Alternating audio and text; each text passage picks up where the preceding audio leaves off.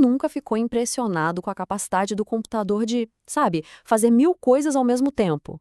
Hoje, a gente vai desvendar o que está por trás de um dos maiores truques de mágica da tecnologia, a tal da ilusão da multitarefa.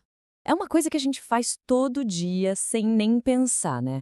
Abrir o navegador com um monte de abas, ouvir música, mexer numa planilha, e tudo parece que está rolando junto no mesmo instante. Só que a verdade é bem mais complexa e, olha, fascinante. Como é que um processador, que na sua essência só consegue fazer uma única coisa por vez, consegue criar essa ilusão que é perfeita de que ele é multitarefa? Então, para a gente desvendar esse mistério, nosso roteiro vai ser o seguinte. Primeiro, vamos entender essa ilusão. Depois, vamos seguir a jornada de uma tarefa, uma única tarefa. Aí a gente vai conhecer quem é que organiza essa bagunça toda, como as decisões são tomadas e, no final, por que tudo isso realmente importa, certo? Então, bora lá mergulhar nisso. Bom, o ponto de partida para entender tudo isso é uma peça-chave fundamental em qualquer sistema operacional moderno. Ele é o verdadeiro protagonista da nossa história de hoje. E aqui que entra o tal do processo. Sabe, para o sistema operacional, quando um programa como o Word é aberto, ele não enxerga o Word como a gente. Ele vê o processo do Word. Cada programa, cada coisinha que a gente abre é transformada num processo e carregada na memória principal. Por quê? Porque é com a memória principal que o processador conversa. É de lá que ele puxa as instruções, os dados, tudo. Então, no fundo, tudo que acontece no computador é uma grande coleção de processos rodando. E agora vem a parte interessante. Um processo não está simplesmente ligado ou desligado. Não é tão simples assim. Ele, na verdade, passa por um ciclo de vida bem complexo, com vários estados diferentes. É quase como se ele estivesse numa jornada mesmo. E olha só, esse aqui é o mapa da jornada. A gente tem os estados novo, pronto, em execução, bloqueado e concluído. Cada uma dessas caixinhas é uma fase na vida do processo. E as setas, elas mostram os únicos caminhos que ele pode seguir. Não tem atalho. Vamos então seguir essa trilha passo a passo para entender direitinho. Tudo começa com um clique duplo num ícone, certo? Nesse momento, um processo é criado. Ele nasce, basicamente. E aí ele entra no estado novo. Quase que instantaneamente, ele é jogado para a memória principal e entra numa fila. Pensa numa fila de banco mesmo. Esse é o estado pronto. Ali, ele está carregado com tudo que precisa, só esperando a vez dele de ser atendido pelo caixa. E o nosso caixa aqui é o processador. E aí, chegou a vez dele. O sistema operacional vai lá na fila de pronto, escolhe um processo e manda para a CPU. Nesse exato momento, o processo muda para o estado em execução. É aqui que a mágica acontece de verdade. As linhas de código do programa começam a ser processadas, a tarefa começa a ser feita. E olha que curioso, esse é o único momento em que o processo está de fato trabalhando.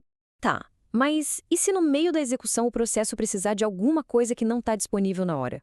Tipo, ler um arquivo do disco rígido que é muito mais lento que a CPU.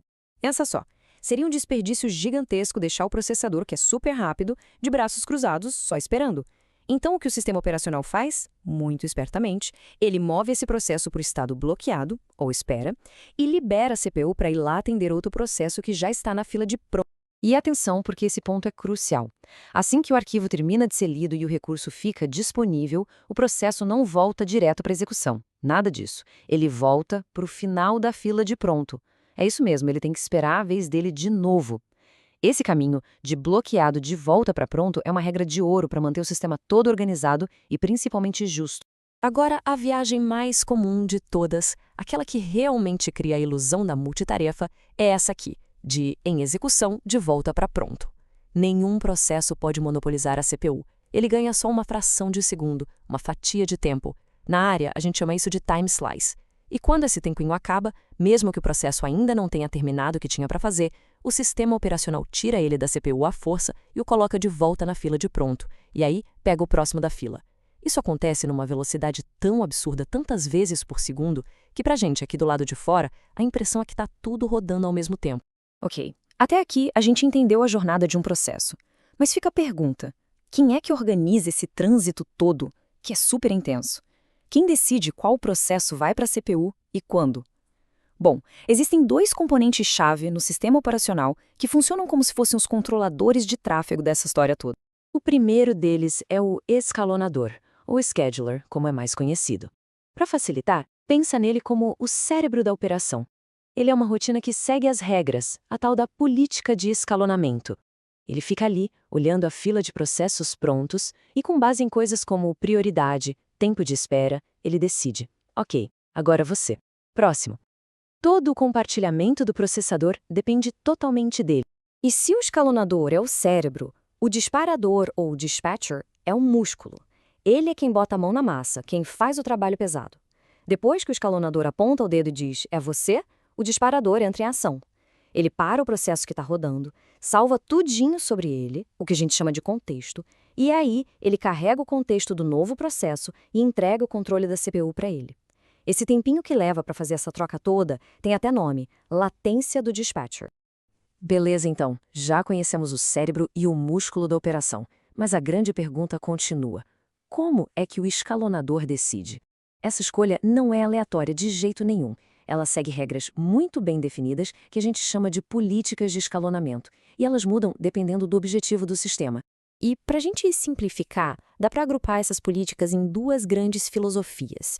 De um lado tem o time sharing, que é o tempo compartilhado, do outro o real time, ou tempo real. E, olha, elas representam prioridades que são completamente diferentes uma da outra. E essa tabela aqui deixa a diferença bem clara. Pensa num sistema de time sharing, como o do nosso computador pessoal. O objetivo aqui é justiça. Todos os processos são tratados de forma igual ou quase igual. Cada um ganha sua fatia de tempo para que o sistema pareça sempre rápido e responsivo para a gente. Agora, num sistema de real-time, tipo o que controla o freio ABS de um carro ou um marca-passo, o foco é outro, é prioridade. Processos críticos tipo acionar o freio agora têm que ser executados imediatamente, sem discussão, sem exceção, mesmo que para isso seja preciso interromper uma tarefa menos importante. Bom, a gente já passou por processos, estados, escalonadores, políticas, mas afinal, para que essa complexidade toda? Qual é o objetivo final desse gerenciamento tão sofisticado?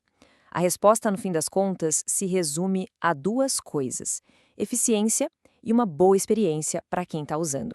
O sistema operacional está o tempo todo fazendo um verdadeiro malabarismo para otimizar várias coisas ao mesmo tempo. Primeiro, ele quer manter o processador ocupado o máximo de tempo possível. Segundo, ele quer maximizar o throughput, que é basicamente a quantidade de tarefas que ele consegue terminar num período de tempo. E, ao mesmo tempo, ele quer diminuir outros tempos que são cruciais.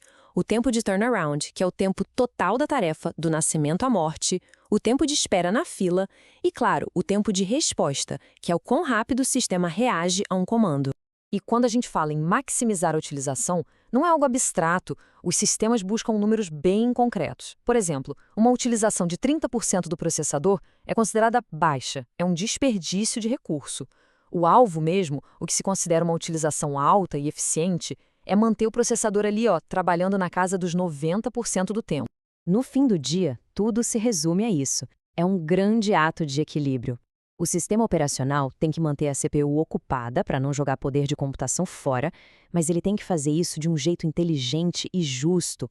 Tudo para que, do nosso ponto de vista, a experiência seja rápida, fluida e simultânea. E isso nos leva a uma última reflexão, né? Essa dança de processos que é incrivelmente rápida, essa troca de contexto acontecendo milhares, milhões de vezes por segundo, tudo isso cria uma ilusão muito poderosa. Mas por trás dessa cortina tem uma verdade fascinante.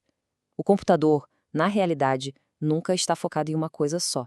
Ele é um mestre da atenção dividida, garantindo que todas as tarefas recebam a atenção que precisam, uma mísera fração de segundo de cada vez.